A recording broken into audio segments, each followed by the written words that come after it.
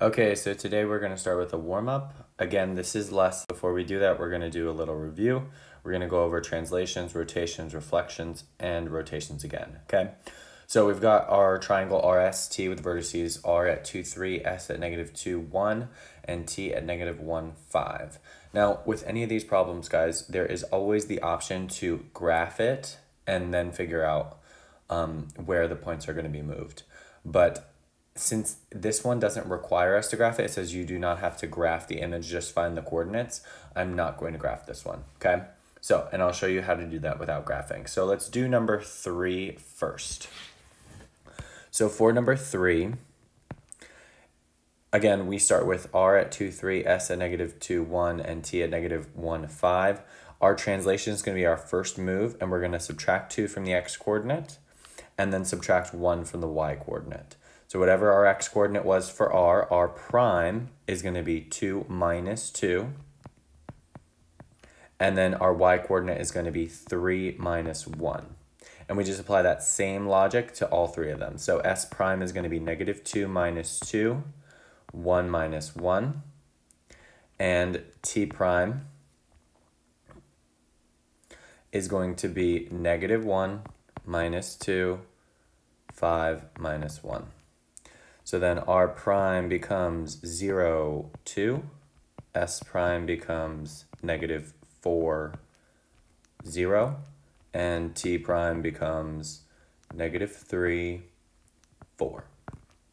All right, now, again, these are compositions, so there's a second portion of it. And remember, we always follow the order. That's why I did the translation first and then the rotation second. We always do the top one first, and then we move down to the bottom one, and so on and so forth. So sometimes compositions will have more than one, or more than two, excuse me, transformations. So the second transformation is a rotation. So we're going to rotate it 90 degrees about the origin, okay? Remember our rule for a 90 degrees about the origin is if our coordinates were A, B, our rule is to change that into negative B, A.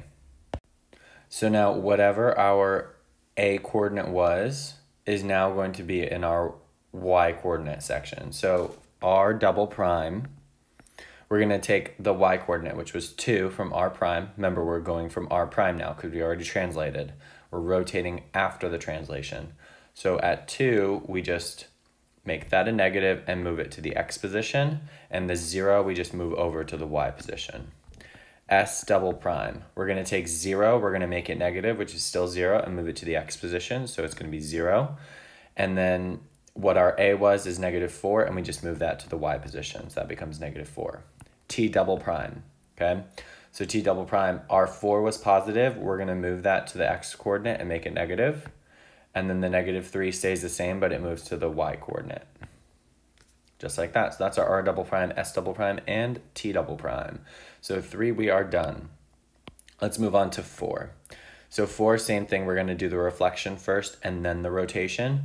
So when we reflect about the line y, x equals y, again, we have to follow our coordinate rule. So if it was AB, it's now going to be BA. So all of our coordinates, we're just going to flip the order. So for number 4, R prime, and R was 2, 3, so R prime is going to be 3, 2. S was negative 2, 1, so S prime is going to be 1, negative 2. And T was negative 1, 5, so T prime is going to be 5, negative 1. Okay? R double prime, remember, now we're going to find R double prime, S double prime, and T double prime, and that comes from rotating 180 degrees about the origin. Remember, our coordinate rules for 180 degrees. AB is going to change into negative AB. Sorry about that, I had to look that one up. So it's going to be negative A, negative B, okay? So this R becomes just negative 3, negative 2. S double prime becomes negative 1, positive 2. And T double prime becomes negative 5, positive 1. That's our warm-up. 4.4, Congruence and Transformation. Okay, so now we're going to move on to Congruence and Transformation.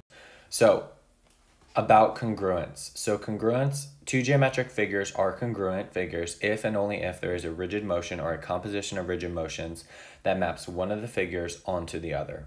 Congruent figures have the same size and shape. That's super important, size and shape, okay?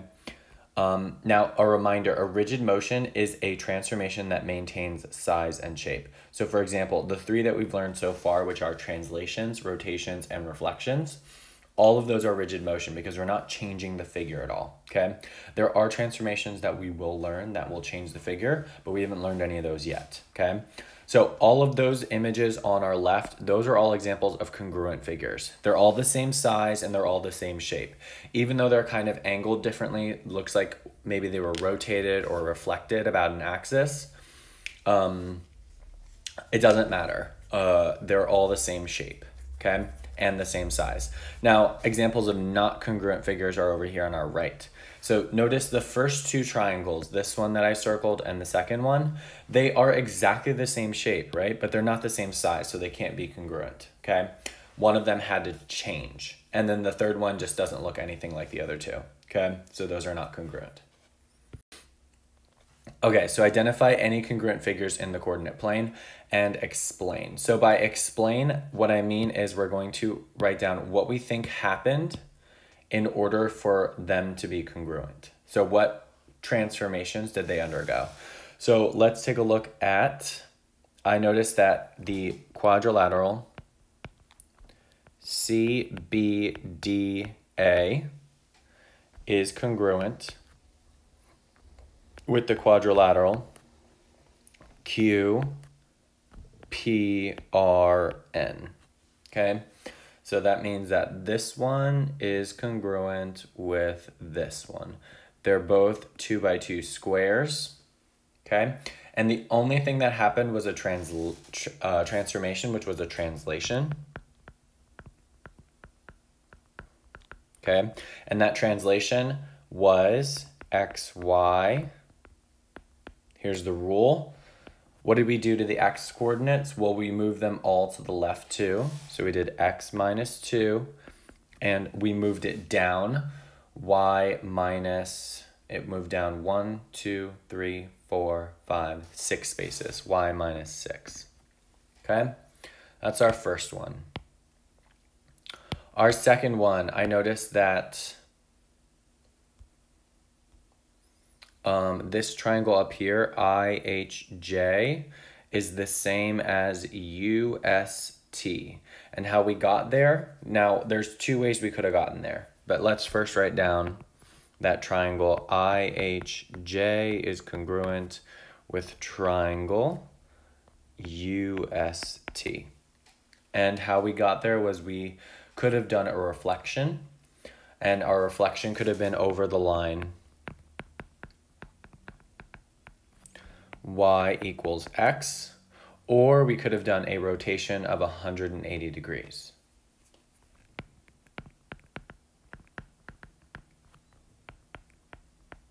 Okay, about the origin.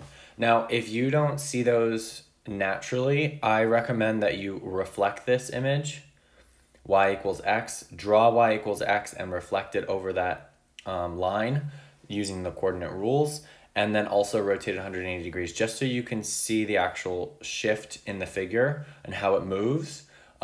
Just so if you were to see this problem on a quiz or a test, you would know what to do, okay?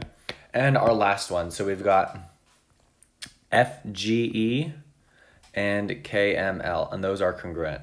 So triangle FGE, oops, E, and triangle MKL. Wow, my handwriting is really bad.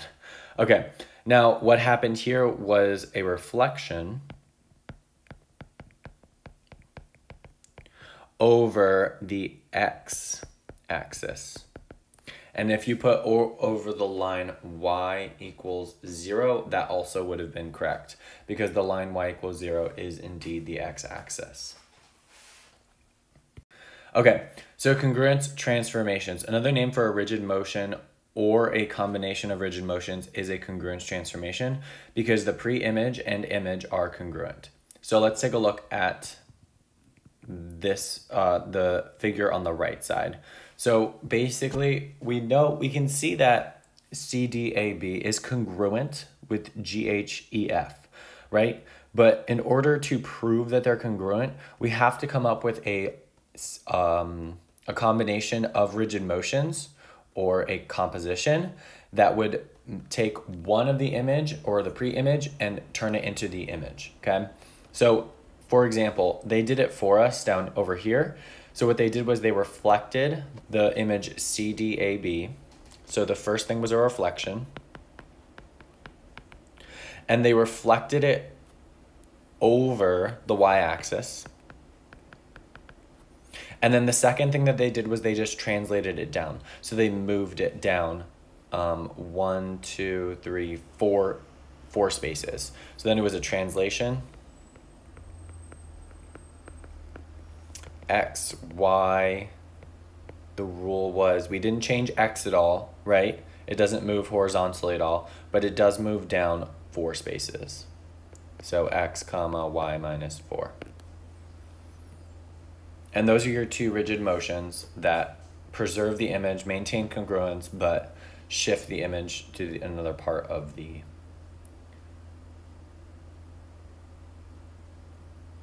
coordinate plane. Okay, describe a congruence transformation that maps JKL, which is this top triangle, to MNP. Now make sure that you are conscious about the order that they did it in, right?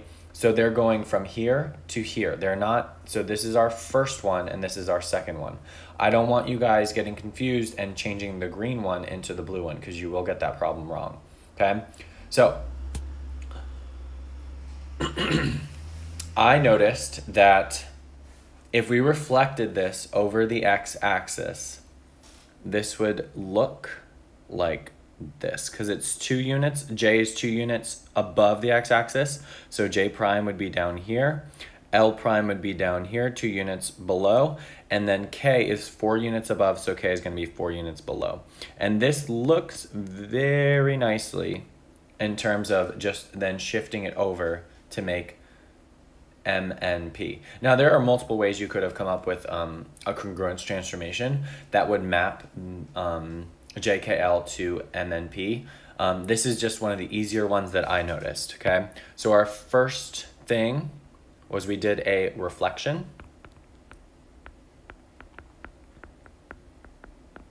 Okay, and that reflection was over the x-axis, okay? Remember, 2 units away, 2 units down, 2 units up, 2 units below, and then 4 units above, 4 units below. Remember, when you're reflecting, it's however far it is away from the line of reflection, you're going to move it the same distance on the other side, okay?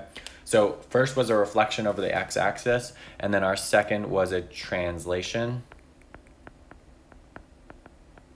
from x, y. All we did was shift it to the right 1, 2, 3, 4, 5 units. So x plus 5, y stays the same. Okay. Now some of these get tricky and they're not always super easy to recognize. So you guys definitely need to be doing practice problems involving this so you guys get really, really good at visualizing some of these. Now, if you were one that flipped it over the y-axis and then the x-axis, that would have been a good start, but I want you to notice that if you flipped it over the y-axis first, so here would be J, because J was 1 unit away from Y. K is 3 units away from the y-axis, so K is going to be over here, and then L is going to be right here. So this is your new image. When we flip this over the x-axis now, notice how the longer diagonal side, not the length between J and L, but the longer side, so this one and this one are reversed, because the longer side needs to be over here. So when we flip it over the x-axis, it's going to look like this and not what we wanted to, okay? Now you could have flipped it over another line or reflected it over another axis or another line and gotten the right answer, but that would have been 3 steps. That would have been a little bit confusing. So just make sure you're trying to match up all of the sides to each other.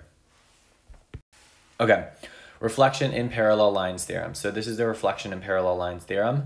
And what this theorem says is, it says if there are two lines or lines of reflection and they're parallel to each other, if you took a line segment AB and you reflected it over each of those lines, there are certain things that happen that are very unique, okay? So what it's telling us is that K and M are parallel, as we see in the figure, right? So the distance between them we're going to label D, and we're going to say that the two things that happen are the line segment from A to A double prime that also goes through A prime is going to be perpendicular to K and M, to both of the lines of reflection.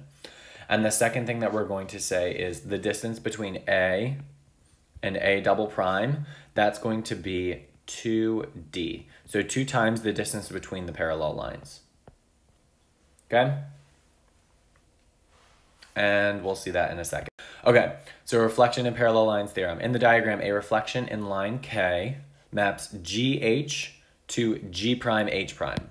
And then a reflection in line M maps G prime H prime to G double prime H double prime. So exactly what we just said. We know that K and M are parallel, and we know that the line segment between G and G double prime and H double prime are perpendicular. So we can also put a 90-degree angle here. They're perpendicular to the lines K and M. Okay? And it says name any congruent segment to each segment GH and HB and GA. So for A, GH is congruent with 2 other line segments. That would be G prime, H prime, because remember, those are congruent. This one is congruent with this one because remember, our reflection is a rigid motion, doesn't change the size or the shape of our original image. So therefore they're congruent. And then there's one more, GH is congruent with G double prime H double prime. Because remember, 2 rigid motions, 2 reflections will not change the image at all, okay? Or it will change the image, but it'll still be congruent, sorry, okay? And second part of B, we've got HB. HB, that's this line segment right here. And we want to know what line segment is congruent to that one. Now, remember, when we reflect over a line, right, the reflection is the same distance away from that line. So the distance between B and H prime has to be the same. So this is going to be BH prime, which is congruent to HB. Remember, these are always going to be congruent, okay? Because when you're reflecting over a line, or when you have a line of reflection, the line segment on one side is going to be the same as the line segment on the other. That's like the mirror image, right? It's always going to be symmetrical. Okay, and then our last one, we've got GA, and GA is this one right here, from here to here. And that's obviously going to be the same distance from A to G prime. That's going to be congruent to A, G prime. Okay? All right, and then it's asking, does AC equal BD? So, for B, does AC equal BD? The length of AC, is that equal to BD? And the answer is yes. And the reason we know it's yes is because these 2 lines, K and M, are parallel, right? So if they both have the same angle intersection, which is a 90-degree angle, they're both perpendicular to those lines, okay? Then they have to be the same distance, right? Because 2 parallel lines are going to be the same distance apart for however long that they go in either direction, okay? So those are always going to be the same distance apart, so K and M. So this is yes, because K is parallel to M. I should put line K and line M. Line K is parallel, oops, not congruent, parallel to line M. And our last one, C, what is the length of G double prime? G double prime. So, G to G double prime. Well, we know that this is going to be 2D, right? Where D is our distance between BD or AC, right? So we know that this is going to be D and this is going to be D. Now, what we have to figure out is it gives us HB, which is this unit right here, which is going to be 9, and it gives us DH, which we know is going to be 4. So we already found that this red section right here has to be 9 because this section has to be equal to this section up to H prime. Now, if this is 4, this little portion right here also has to be 4. So our D is actually going to be 13, okay? We can transfer that down, so this has to be 13. And if this is going to be 2 times 13, this is going to be 26, okay? So G double prime, the length of this equals 26. Now, if you were struggling to see that, okay, I want you to just imagine that this section is 4 and this section is 9, and try to think about how you would come up with D, knowing that this whole thing has to be 2D. And maybe that'll make a little bit more sense, okay? So try to come up with a way on your own how that whole section up there would be 2D. Okay. Reflections in intersecting lines theorem. So the only other theorem for this section is reflections in intersecting lines theorem. So if lines K and M intersect at a point P, so that's this line M and this line K, they're intersecting at our point P, then a reflection in line K followed by a reflection in line M is the same as a rotation about point P. So reflecting over line K and then line M is the same as rotating a certain amount of degrees. And the angle of rotation is 2x, where x is the measure of the angle, acute angle or right angle formed by lines K and M. So the angle that's formed by K and M is going to be x, and then the total rotation that you're moving AB to become A double prime, B double prime is 2x. So remember, AB is being reflected about line K, and then it's being reflected about line M, and that is the same as a rotation, okay? So in the diagram, the figure is reflected in line K. The image is then reflected in line M. Describe a single transformation that maps F to F double prime, okay? So our original figure was F, okay? It's reflected once over line K and then once over line M to give us F double prime. Now, the angle that we have, so the angle that K and M make is 70 degrees, okay? So that's going to be our X, right? So the rotation about the origin is going to be 140 degrees because it's going to be 2x. 2x, which is 140 degrees, okay? Now, they're going to add some lines in some of the problems just to make it a little bit more challenging. Just don't be freaked out. Try to visualize just viewing, okay, which line are they reflecting over, and then what's the second reflection over, and then, okay, let me figure out the degrees between those two lines. What angle do they make? All right, here's your homework. Good luck.